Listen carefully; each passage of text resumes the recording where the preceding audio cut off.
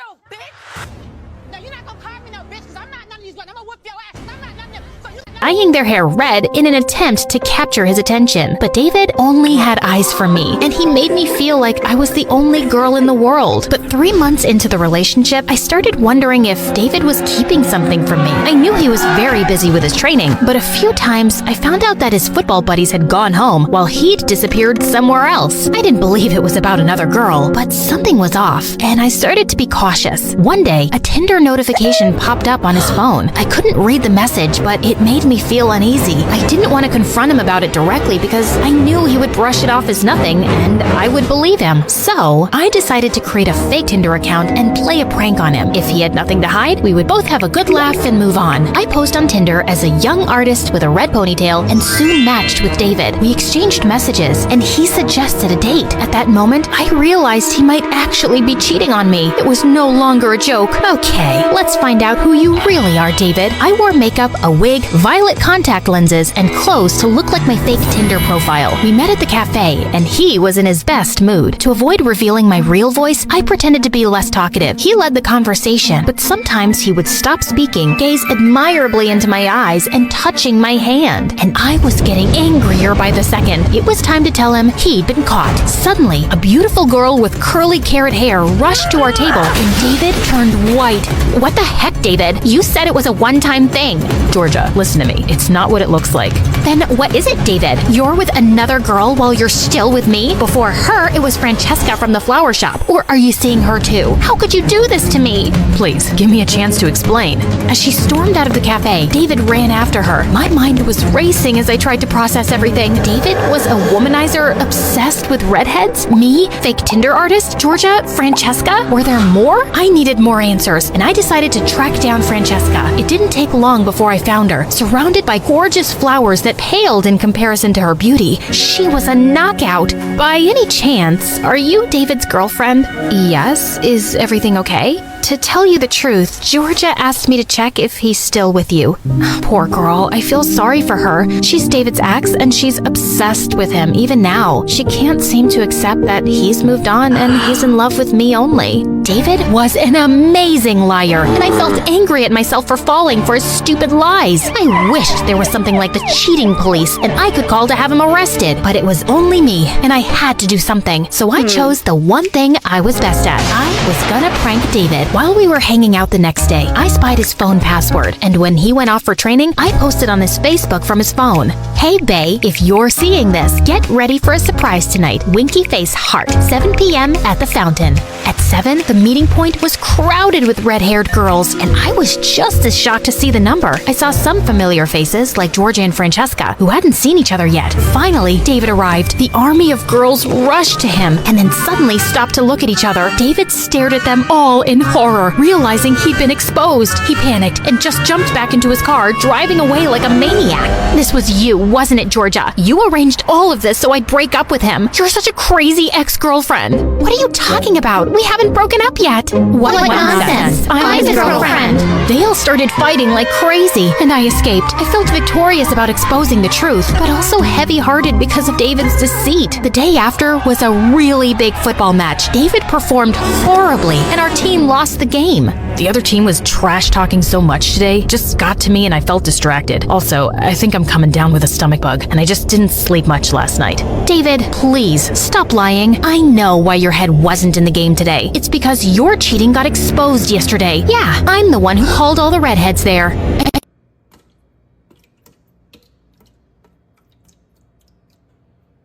Okay, we started off with a dozen eggs in my greased air fryer. I'm next coming in with my diced ham, and we are just gonna put a generous amount, enough to cover our dozen eggs. I think I'm gonna use about a third of this bag. Yummy, those look so good.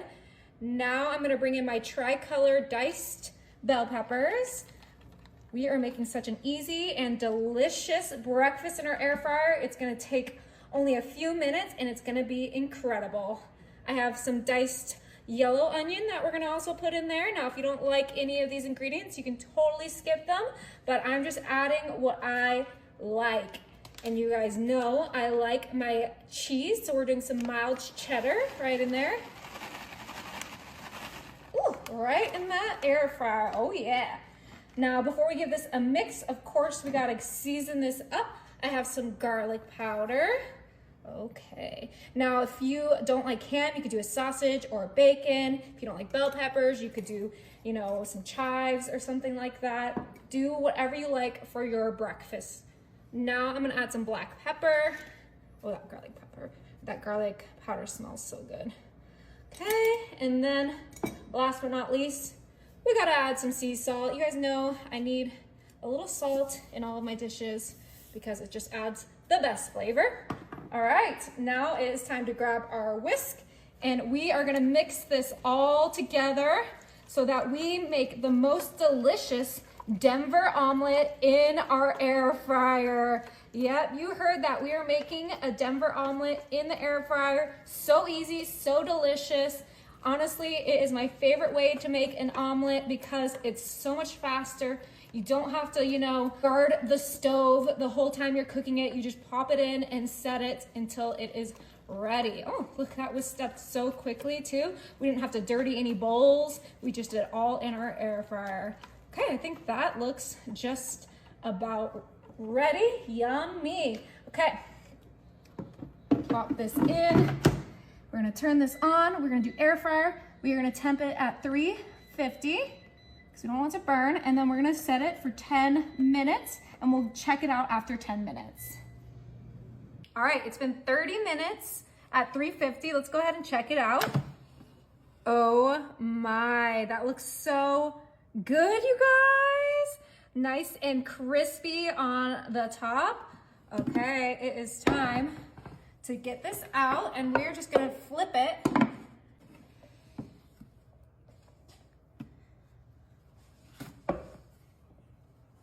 Easy peasy, because we greased it.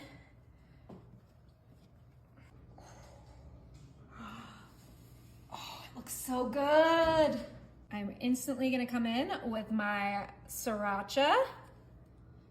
And we are just gonna do a nice little drizzle. Obviously, if you don't like sriracha, you can skip it, but my family loves it. Look at that delicious Denver omelet in your air fryer. So yummy, so delicious. It's time to cut a piece.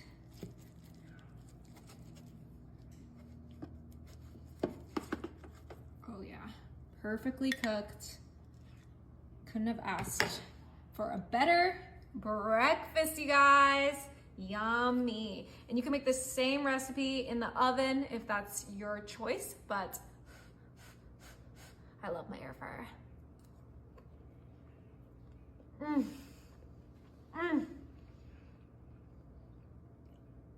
That is so good. So good.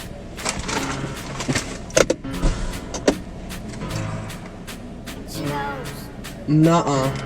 Infiltrator. Where are they? What's your favorite pizza place? My favorite pizza place? Oh, they're getting out of the car.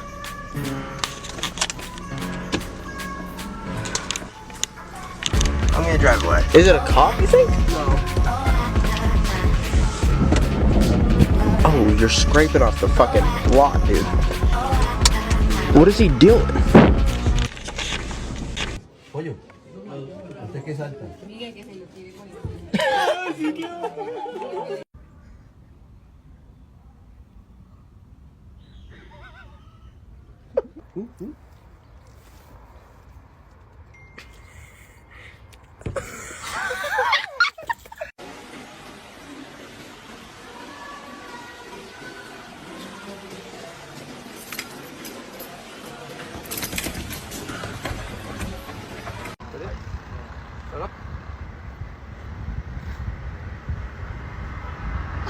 Oh, shit. Oh!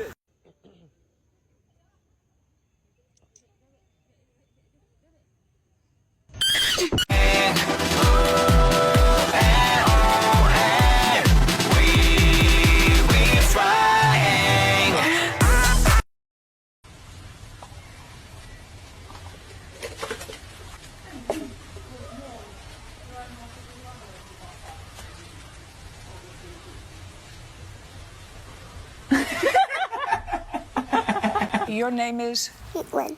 Caitlin. Would you take Caitlin out? Sure, absolutely. Come with me. Thank you.